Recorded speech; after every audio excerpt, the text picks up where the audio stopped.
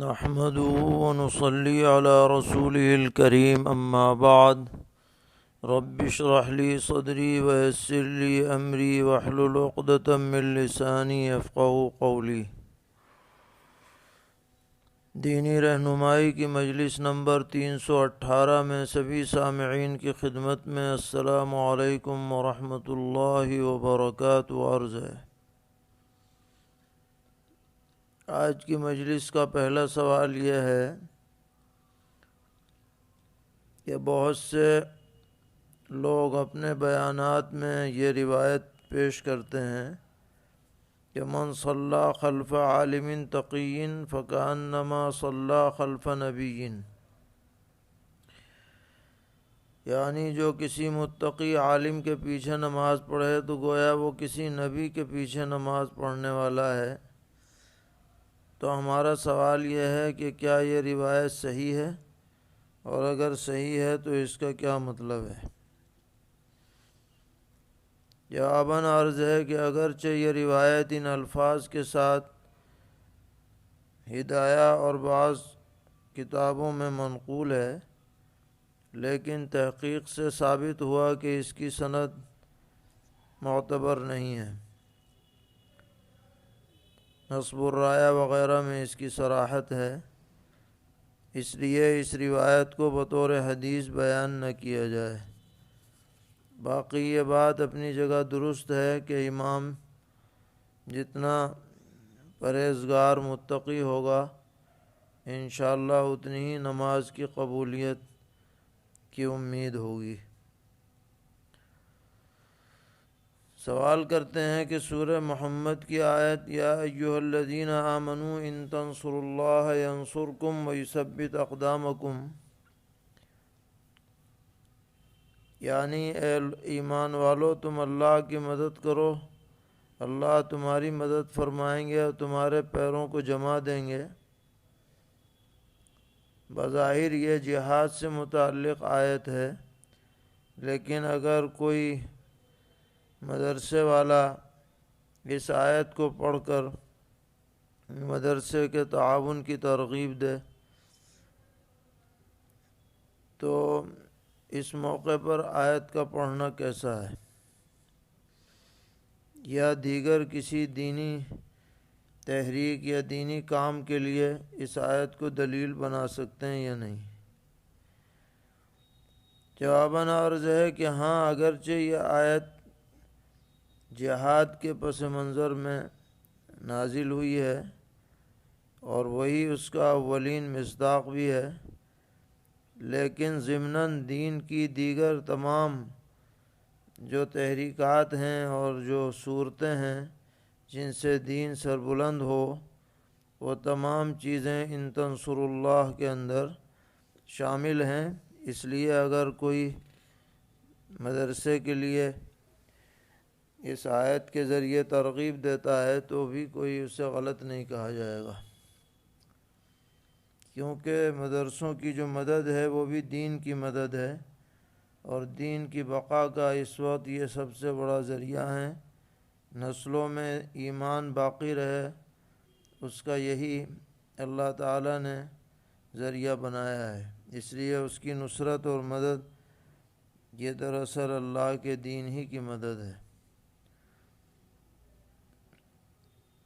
سوال کرتے ہیں کہ پیغمبر علیہ السلام نے ارشاد فرمایا کہ میں تمہارے درمیان ثقلین چھوڑ کر کے جا رہا ہوں، جن میں سے ایک اللہ کی کتاب ہے اور دوسرے میرے اہل بیت ہیں۔ اگر تم ان دونوں پر مضبوطی سے جمے رہے تو میرے بعد کبھی گمراہ نہ ہوگے۔ تو معلوم یہ کرنا ہے کہ کیا یہ حدیث ثقلین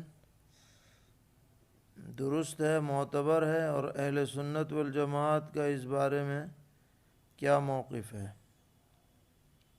کیونکہ روافض بکثرت اس روایت کو بیان کرتے ہیں اور اہل بیت کی اہمیت بلکہ افضلیت کو ظاہر کرتے ہیں۔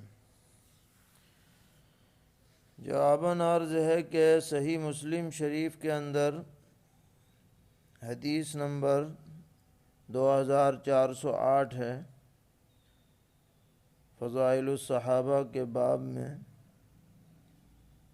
سیدنا حضرت زید بن ارقم رضی اللہ تعالی عنہ سے روایت ہے کہ نبی اکرم علیہ السلام نے ارشاد فرمایا غدیر خم کے موقع پر، یا الا ایھا الناس، اے لوگو، فانما انا بشر، میں ایک انسان ہوں، یوشک ان یاتی رسول ربی فاجیبہ، عن قریب میرے رب کا قاصد یعنی فرشتہ میرے پاس آئے اور میں اس کی دعوت پر لبیک کہوں، یعنی دنیا سے پردہ کر جاؤں، وہ زمانہ قریب ہے۔ وَأَنَا تَارِكٌ فِيكُمْ ثَقَلَيْنِ، اور میں تمہارے اندر دو بھاری چیزیں چھوڑ کر کے جا رہا ہوں۔ ثقلین کا مطلب بھاری چیزیں۔ اولہما کتاب اللہ، ان دونوں میں پہلی چیز اللہ کی کتاب ہے۔ فیہ الہدی والنور، اس اللہ کی کتاب میں ہدایت ہے، روشنی ہے۔ فخذوا بکتاب اللہ واستمسکوا بہ، تو اللہ کی کتاب کو پکڑے رہو اور اس پر مضبوطی سے جمے رہو۔ اس کے بعد فرمایا کہ وَأَهْلُ بَيْتِي، اور دوسری چیز میں جو چھوڑ کر کے جا رہا ہوں تو میرے اہل بیت ہیں۔ پھر آپ نے 3 مرتبہ یہ جملہ ارشاد فرمایا اذکرکم اللہ فی اہل بیتی، 3 مرتبہ یہ جملہ ارشاد فرمایا کہ میں تمہیں اپنے اہل بیت کے سلسلے میں اللہ تعالیٰ کی طرف سے جو ہدایت ہے وہ تمہیں یاد دلا رہا ہوں۔ اس کے بعد پھر حضرت زید سے پوچھا گیا کہ اہل بیت سے کون مراد ہیں؟ تو آپ نے ارشاد فرمایا کہ آپ کی ازواج مطہرات تو ہیں ہی اہل بیت میں سے جو ساتھ رہتی ہیں، لیکن یہاں اہل بیت سے خاص طور پر وہ حضرات مراد ہیں جن پر زکوٰۃ لینا حرام ہے۔ تو سائل نے پوچھا کہ وہ کون ہے؟ تو آپ نے فرمایا کہ حضرت علی کرم اللہ تعالی وجہ کے خاندان والے، اور حضرت عقیل کے خاندان والے، اور حضرت جعفر اور حضرت عباس رضی اللہ عنہ کے خاندان والے، یہ اہل بیت میں شامل ہیں جو خاندانی اعتبار سے۔ تو یہ صحیح روایت ہے، اس کا کوئی انکار نہیں کر سکتا، اور اس کی تشریح کرتے ہوئے شارحین نے فرمایا ہے کہ اہل بیت نبی اکرم علیہ السلام سے قرابت کی بنیاد پر قابل احترام ہیں، قابل اعزاز ہیں۔ ان سے محبت رکھنا دراصل پیغمبر علیہ السلام ہی سے محبت رکھنا ہے، کیونکہ جب آدمی کو کسی سے تعلق ہوتا ہے تو اس کے گھر والوں سے بھی تعلق ہوتا ہے۔ لیکن ظاہر ہے کہ اس میں دوسرا پہلو بھی ہے، اور وہ پہلو یہ ہے کہ جو اہل بیت ہیں ان کو بھی دین پر قائم رہنا چاہیے، اوروں سے زیادہ انہیں دین پر استقامت کا ثبوت دینا چاہیے، عقائد کے اعتبار سے بھی اور اعمال کے اعتبار سے بھی، کیونکہ دین ان کے گھر سے شروع ہوا تو وہ اس کی حفاظت کریں، بدعتوں سے بچیں، منکرات سے بچیں، گناہوں سے بچیں۔ تو اہل بیت سے یہاں وہی حضرات مراد ہیں جو دین کا علم اٹھائے رہے ہیں اور خود بھی دین پر عامل ہیں۔ لہٰذا اگر اہل بیت میں سے کوئی شخص یا اہل بیت کی کوئی جماعت غلط عقیدوں پر ہوگی یا بدعات کی مرتکب ہوگی تو وہ مقتدی بنائے جانے کے لائق نہیں ہے، کیونکہ کتاب اللہ کے موافق ہونا چاہیے، اور کتاب اللہ کی موافقت جبھی ہوگی جبکہ آدمی بدعات سے بچے، منکرات سے بچے۔ اس لیے اس حدیث کو بیان کر کے علی الاطلاق باتیں کرنا اور دیگر چیزوں کو نظر انداز کر دینا یہ صحیح نہیں ہے۔ حدیث بہرحال درست ہے۔ اور اہل بیت ہماری آنکھوں کے تارے ہیں، دل کے سرور ہیں۔ ان کی بحیثیت اہل بیت ہونے کی عظمت ہر مسلمان کے دل میں ہونی چاہیے۔ سوال کرتے ہیں، کیا سیدنا حضرت معاویہ رضی اللہ تعالی عنہ کی وفات دوبیلہ پھوڑے سے ہوئی، جو مسلم شریف کی روایت کے مطابق منافقین کی علامت تھی؟ جواباً عرض ہے کہ مسلم شریف میں غزوہ تبوک سے واپسی میں ایک واقعہ پیش آیا کہ منافقوں کا ایک گروپ تھا 12 لوگوں کا۔ اس نے نبی اکرم علیہ السلام کی اونٹنی پر حملہ کرنا چاہا،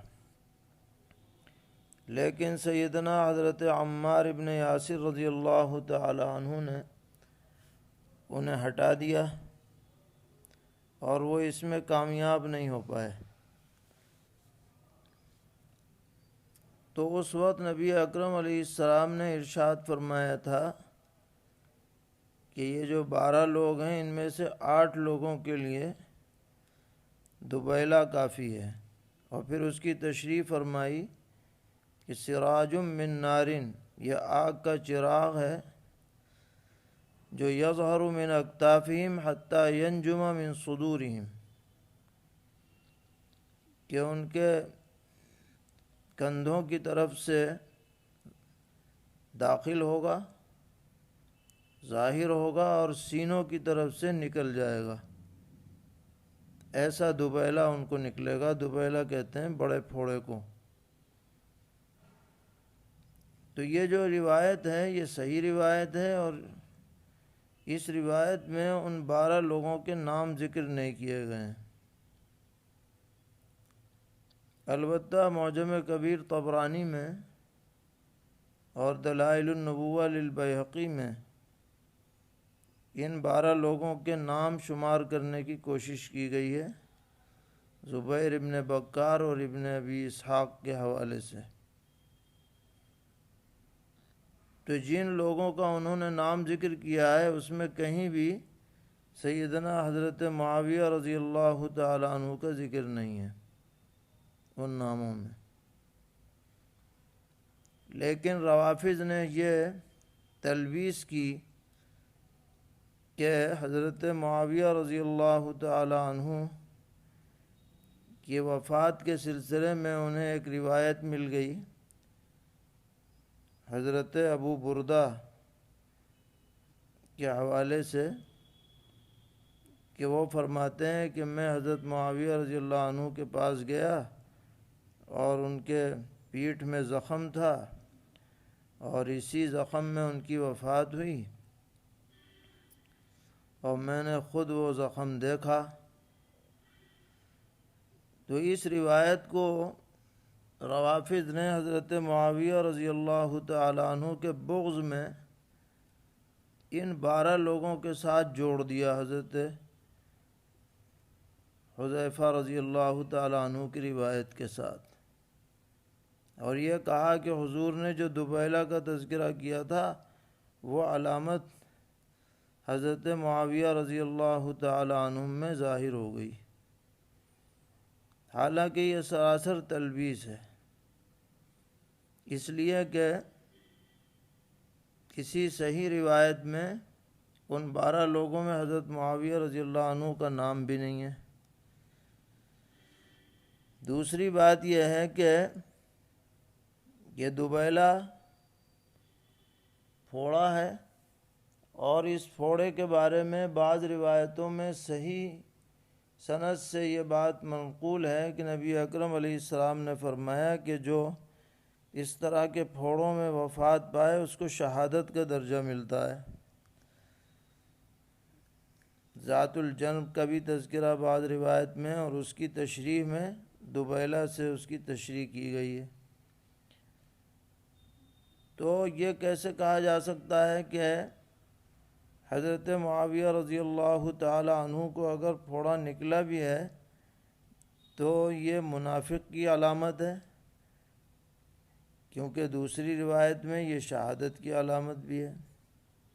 اس کے علاوہ سب سے اہم بات یہ ہے کہ آپ مسلم شریف کی روایت کے الفاظ دیکھیں، جس میں یہ ہے کہ یظہر من اکتافہم حتی ینجم من صدورہم،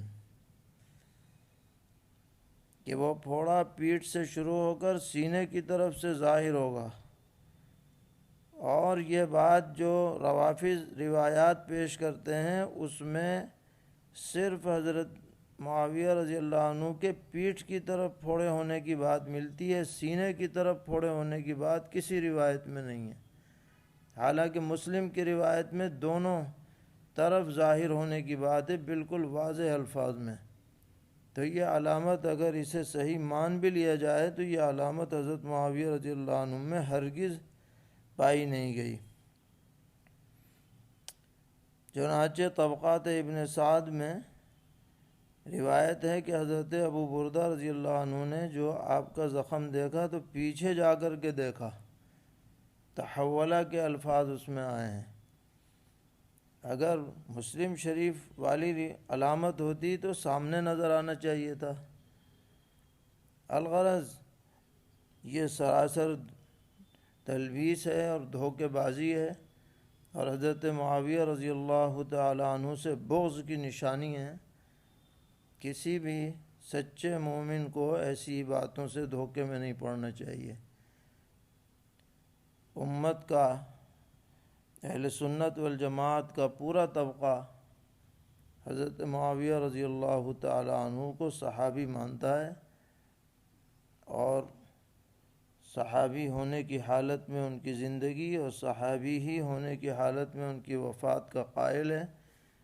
اور یہ سب پروپیگنڈے اور اعتراضات اور جو دریدہ دہنیاں ہیں، ان سے ہر آدمی کو بچنے کی ضرورت ہے۔ اللہ تعالیٰ سب کی حفاظت فرمائیں، اور جو غلط فہمی میں مبتلا ہیں اللہ تعالیٰ ان کو بھی صحیح رہنمائی عطا فرمائیں اور ضلالت سے بچائیں۔ سوال کر رہے ہیں کہ پانچوں فرض نمازوں کی رکعات کا ثبوت کہاں سے ہے؟ ان کے دلائل قرآن کریم اور احادیث شریفہ سے مطلوب ہیں۔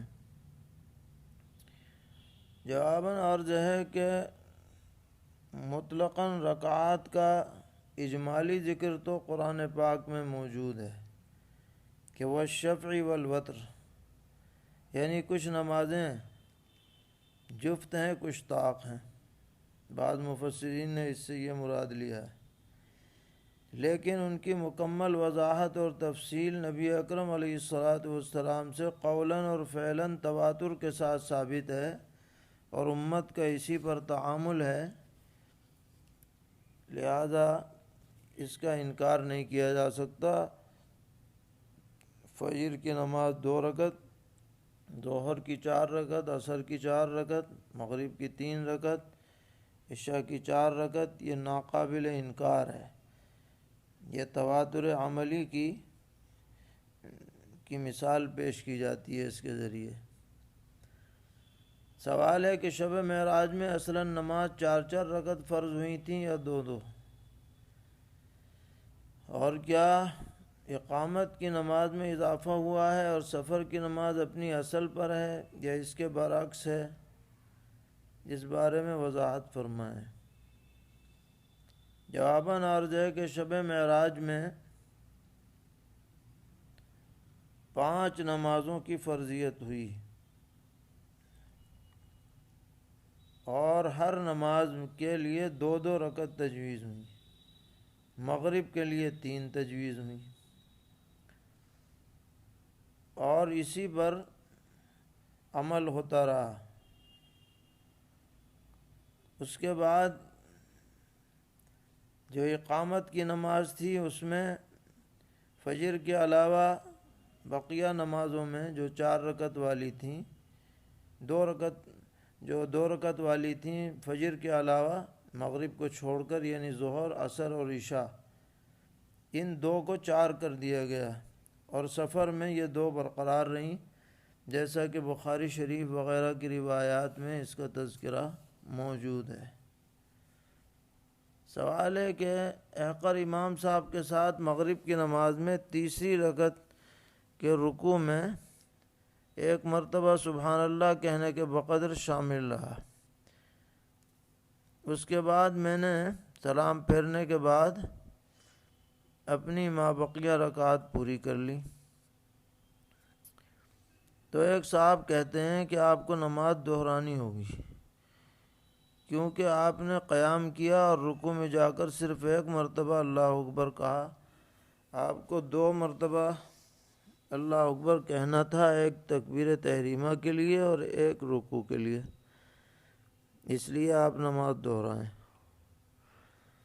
جواباً عرض ہے کہ اگر آپ نے تکبیر تحریمہ یعنی پہلی مرتبہ اللہ اکبر قیام کی حالت میں یا قیام کی قریبی حالت میں کہہ لیا ہے اور پھر رکوع میں جاتے وقت کا اللہ اکبر آپ نے نہیں کہا تو بھی آپ کی نماز درست ہو گئی، کیونکہ تکبیر تحریمہ تو ضروری ہے، لیکن رکوع میں جاتے وقت کی جو تکبیر ہے وہ سنت ہے۔ اگر وہ چھٹ جائے تو اس کی وجہ سے نماز فاسد نہیں ہوتی، لیکن یہ لحاظ رکھنا ضروری ہے کہ اگر آپ نے تکبیر تحریمہ ہی رکوع میں جا کر کہی ہے، رکوع میں پہنچنے کے بعد کہی ہے پوری تکبیر، تو اب آپ کی نماز درست نہیں ہوگی، کیونکہ قیام کی حالت میں یا قیام کی قریبی حالت میں تکبیر تحریمہ کہنا ضروری ہے۔ سوال ہے کہ ایئرپورٹ پر نماز کے لیے جو عارضی جگہ بنائی جاتی ہے، اس جگہ 4 آدمی جمعے کی نماز پڑھ سکتے ہیں یا نہیں؟ جواباً عرض ہے کہ ایک رائے کے مطابق ایئرپورٹ کے اندر اگر وہ ایئرپورٹ شہر کے حدود میں آتا ہو، نماز جمعہ پڑھی جا سکتی ہے، اس لیے کہ ایئرپورٹ کے اندر رہنے والوں کے لیے وہاں نماز پڑھنے کی کوئی پابندی نہیں ہوتی، اور باہر سے آنے والوں کی جو پابندی ہے وہ جمعے سے روکنے کے لیے نہیں ہے بلکہ سیکورٹی کی بنیاد پر ہے۔ اس لیے معتبر مفتیان کرام نے ایسی شکل میں نماز جمعہ کو درست قرار دیا ہے۔ باقی کوئی مسافر ہے وہ ظہر پڑھ لے تو وہ بھی درست ہے۔ سوال کرتے ہیں مسجد میں داخل ہوتے ہی ایک صاحب پہلے صف میں رومال رکھ کر پھر استنجے وضو کے لیے چلے جاتے ہیں، اور اگر اس دوران کوئی اس رومال کو ہٹا کر بیٹھ جائے تو اس سے جھگڑا کرنا شروع کر دیتے ہیں کہ یہ میری جگہ ہے، حتیٰ کہ مؤذن بھی اگر ہٹا دے تو اس سے بھی جھگڑا کرتے ہیں،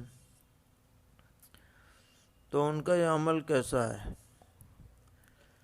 جواباً عرض ہے کہ محض کپڑا رکھنے سے جگہ متعین نہ ہوگی، البتہ اگر پہلے سے آ کر بیٹھ جائیں اور پھر کسی ضرورت سے واپس آنے کے ارادے سے جائیں تو جگہ متعین ہوگی، اور باہر صورت جھگڑا نہیں کرنا چاہیے، ادھر ادھر بیٹھ کر نماز پڑھ لینی چاہیے۔ اور مسجد اللہ کا گھر ہے، یہاں کوئی جگہ کسی کے لیے خاص نہیں ہے، تاہم یہ کوشش ہونی چاہیے کہ امام سے قریب جو لوگ ہوں وہ سمجھدار ہوں، نماز کے مسائل سے واقف ہوں، ایسے لوگوں کو امام سے قریب ہو کر نماز پڑھنی چاہیے اور انہیں پہلے سے مسجد میں آنا چاہیے۔ سوال ہے کہ سامعین کو آیت سجدہ کا علم نہ ہو اور مقرر صاحب تقریر میں آیت سجدہ پڑھ دیں تو سامعین پر سجدہ تلاوت واجب ہوگا یا نہیں، اور مقرر صاحب کو اس بارے میں انہیں باخبر کر دینا چاہیے یا نہیں؟ جواباً عرض ہے کہ جن سامعین نے آیت سجدہ سنی ہے ان پر سجدہ تلاوت واجب ہو جاتا ہے، چاہے انہیں پتہ ہو یا نہ پتہ ہو، لہذا مقرر صاحب کو بھی چاہیے کہ وہ بتا دیں کہ آیت سجدہ پڑھی گئی ہے تاکہ لوگ سجدہ تلاوت ادا کر لیں۔ سوال ہے کہ ایک صاحب کہتے ہیں کہ حضرت علامہ انور شاہ کشمیری رحمۃ اللہ علیہ نے رفع یدین پر 20 سال تحقیق کی اور پھر فرمایا کہ میرے 20 سال ضائع ہو گئے،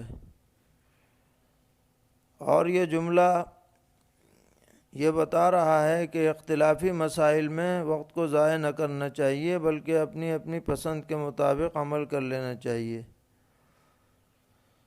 تو سوال یہ ہے کہ کیا یہ قول حضرت علامہ انور شاہ کشمیری رحمۃ اللہ علیہ کی طرف اس کی نسبت درست ہے؟ اور اگر ہے تو اس کا مطلب کیا ہے؟ جواباً عرض ہے کہ یہ حضرت علامہ انور شاہ کشمیری رحمۃ اللہ علیہ کا قول آپ کے شاگرد رشید حضرت مولانا مفتی محمد شفیع صاحب رحمۃ اللہ علیہ نے نقل کیا ہے، لیکن اس کا پس منظر یہ ہے کہ رد قادیانیت کے سلسلے میں جب آپ تحریک چلا رہے تھے تو اس وقت آپ نے یہ ارشاد فرمایا کہ ارتدادی تحریکات چل رہی ہیں اور ہم فروعی اختلافات میں پڑے ہوئے ہیں، اس کی مناسبت سے یہ جملہ آپ نے ارشاد فرمایا ہے۔ اس سے ہرگز یہ مراد نہیں ہے کہ جزئی مسائل میں اختلافی نہ کیا جائے اور جو جس کی مرضی میں آئے وہ عمل کر لے، اس کو اس کے ساتھ فٹ کرنا صحیح نہیں ہے۔ سوال کرتے ہیں کہ ہماری مسجد میں کولر پنکھوں کا اتنا شور ہوتا ہے کہ امام صاحب کی قرات کی آواز بھی مقتدیوں کو نہیں آتی، کبھی کبھی تکبیر بھی آواز بھی دب جاتی ہے، تو یہ مسجد میں ایسے شور والے پنکھے لگانا کیسا ہے؟